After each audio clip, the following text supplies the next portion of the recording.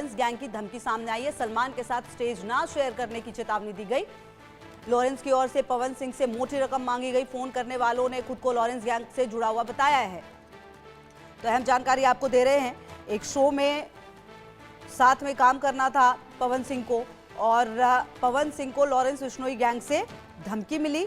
और आपको बता दें कि लखनऊ में भोजपुरी पावर स्टार पवन सिंह को धमकी मिली है। अभिनेता के पास अज्ञात नंबर से फोन कॉल आई। कॉल पर अज्ञात व्यक्ति ने खुद को लॉरेंस बिश्नोई गैंग का सदस्य बताया। इस धमकी में पवन सिंह को सलमान खान के साथ स्टेज शेयर ना करने की हिदायत दी गई। बिग बॉस के फाइनल को लेकर पवन सिंह को यह धमकी दी गई थी। बावजूद इसके पवन सिंह पहुंचे और उन्होंने स्टेज भी शेयर किया। तो अहम जानकारी आपको दे रहे हैं, जहां पर आपको बताएं कि लॉरेंस बिश्नोई गैंग की तरफ से जो धमकी आई, और रितेश मिश्रा की मौजूदगी हमारे साथ है इसी खबर पर। रितेश, देखिए, सलमान खान के शो में जाना था, पवन सिंह को धमकी आती है अज्ञात नंबर से। बहरहाल इस नंबर के बारे में क्या जानकारी मिल पाई है? ये फोन कॉल कहां से आई थी? क्योंकि पवन सिंह ने तो वो प्रोग्राम भी अटेंड किया, वो कार्यक्रम में भी गए थे। क्या कुछ जानकारी मिल पाई है इस फोन कॉल के बारे में, रितेश? अब बिल्कुल देखिए कि कल पवन सिंह ने इसे सोशल मीडिया पर डाला और उनके जो मैनेजर हैं उन्होंने ये सारी जानकारी दी कि एक फोन कॉल आया और उस पर ये धमकी दी गई कि अगर पवन सिंह सलमान खान का जो शो है बिग बॉस, उसके ग्रैंड फिनाले में जाएंगे तो फिर अंजाम भुगतना होगा। इसके अलावा रंगदारी की भी मांग की गई। तो इस बाबत फौरन पुलिस में इस मामले की जानकारी दी गई। साइबर क्राइम में ये मामला गया है और पुलिस पूरे मामले को इन्वेस्टिगेट कर रही है।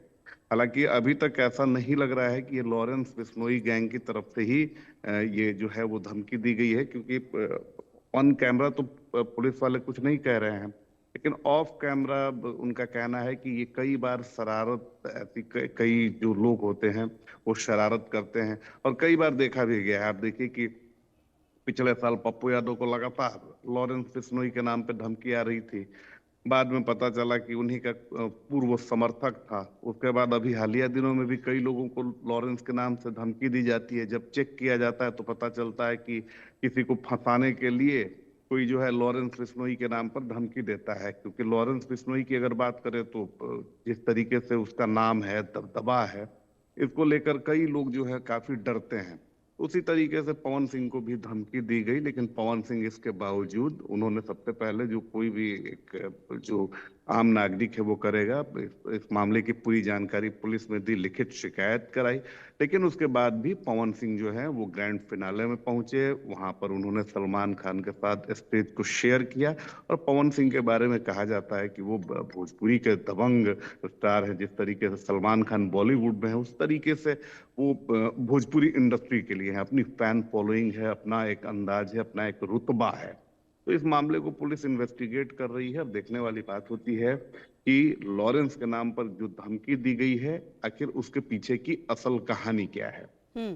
बिल्कुल। और देखिए रितेश, पिछले कुछ दिनों में अगर आप देखें तो सलमान खान के नज़दीकी लोगों को इस तरह की धमकियां लगातार मिलती रही हैं। ज़रूरत इस बात की है कि पुलिस प्रशासन की तरफ से इस पर ध्यान दिया जाए, क्योंकि लगातार आप देखिए ये पहला मामला नहीं है, इससे पहले भी कई ऐसे मामले सामने आए हैं। खुद सलमान खान को तो धमकियां मिलती ही रही हैं, अब उनके तमाम करीबियों पर, साथ ही साथ जो उनके साथ काम करते हैं, ये लगातार हो रहा है। हो सकता है कि कोई ऐसे जो है लॉरेंस गैंग का नाम लेकर भी कॉल कर रहा हो। जरूरत इन चीजों को भी देखने की होगी आने वाले समय में।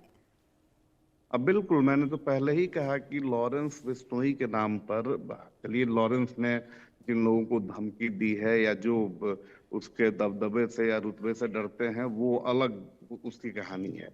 लेकिन सबसे बड़ी बात है कि हालिया दिनों में हमने देखा है कि कई सारे हाई प्रोफाइल मामले आए जहां पे लॉरेंस बिश्नोई के नाम पर धमकी दी गई। मैं पिछले साल की कहानी में आपको बताना चाह रहा हूँ। बिहार के तब श्रम संसाधन मंत्री थे संतोष सिंह, और हमारे सामने ही उन्हें कई बार उनका जो अपना निजी फोन था उस पर फोन आ रहा था और वो कह रहा था कि मैं लॉरेंस बिश्नोई का आदमी हूँ, इतना पैसा दे दो तो नहीं तो तुम्हें जान से मार दिया जाएगा।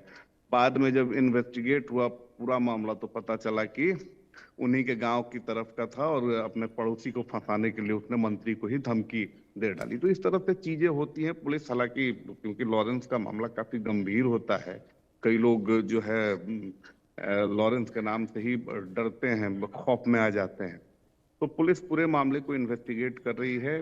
कि क्या ये वाकई लॉरेंस बिश्नोई गैंग की तरफ से धमकी थी या फिर इसके पीछे वही जो शरारती तत्व हैं या कोई दूसरे को फंसाना चाहता है, उसका फोन लेकर लॉरेंस के नाम पर अपने पड़ोसी को, अपने दुश्मनों को फंसाना चाहता है। क्या ये उस तरह की कहानी है? तो पुलिस पूरे मामले को इन्वेस्टिगेट कर रही है।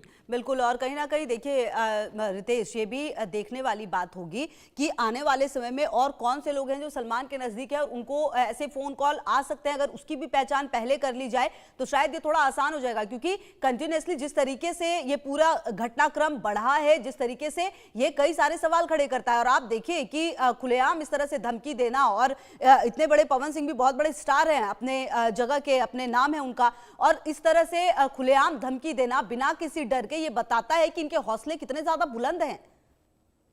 बिल्कुल, देखिए कि जिसने भी धमकी दी है, पुलिस सभी एंगल से उसे इन्वेस्टिगेट कर रही है कि लॉरेंस बिश्नोई और सलमान खान के बीच किस तरीके की तनातनी है, सभी लोगों को पता है। उस एंगल से भी पुलिस, यानी पुलिस पूरे मामले को काफी सीरियसली इन्वेस्टिगेट कर रही है। साइंटिफिक, टेक्निकल सारी जो चीजें होती हैं, जो इन्वेस्टिगेशन होता है उसमें, वो सारे इस्तेमाल हो रहा है।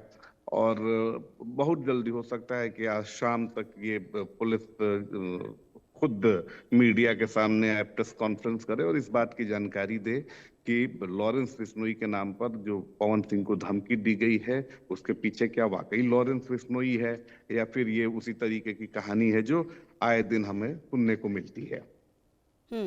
बिल्कुल। और रितेश, जिस तरह से ये घटना सामने आई है, इसके बाद पुलिस प्रशासन के लिए बड़ी चुनौती होगी, क्योंकि इस तरह के गैंग सामने ना आकर इस तरह की धमकी देते हैं, लगातार अपना काम निकालते हैं और डर और दहशत का एक माहौल तो निश्चित तौर पर क्रिएट करते हैं रितेश, चाहे वो कुछ ना कर पाए। अनटिल अनलेस ये ठीक है कि चलिए पवन सिंह गए, उस कार्यक्रम में उन्होंने शिरकत की, लेकिन एक माहौल जो है वो डर का तब्दील करने में इनको एक कामयाबी मिलती है। पूरे माहौल को ये दहशत में लाने की कोशिश करते हैं।